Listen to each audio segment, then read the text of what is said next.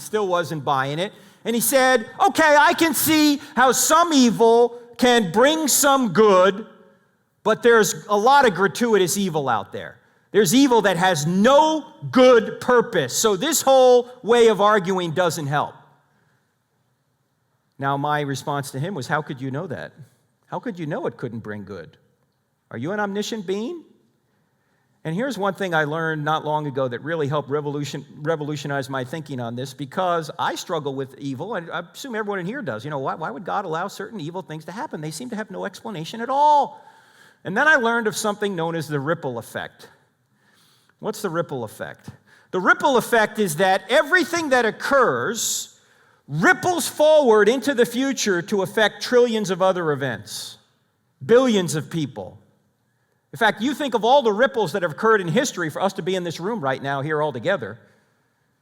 There's no way we could ever trace all those ripples. In fact, I would not be standing here right now if my wife's great-grandfather didn't shoot a guy in the 1800s. Now, sometimes you can see the ripple effect actually work. Joseph saw it. Joseph from the Old Testament, you remember Joseph is sold into slavery by his brothers.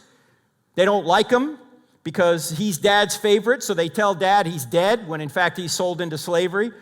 And then the family comes to Egypt to escape a famine, and Joseph has risen to a place of prominence, and he can actually help feed his own family who left him for dead. And here's what he says to his brothers who sold him into slavery. You intended to harm me, but God intended it for good to accomplish what is now being done, the saving of many lives. He could see the ripple effect. Sometimes we can see it, sometimes we can't. In other words, while respecting free choice, God can bring good from evil. Now, I explained this right there at Michigan State.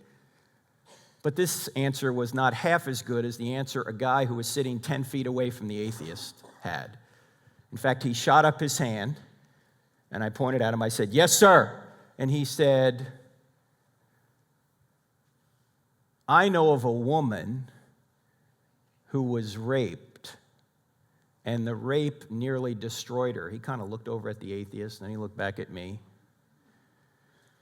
And he said, but that woman decided that she was not going to punish the child for the sin of the father. And then his voice began to crack.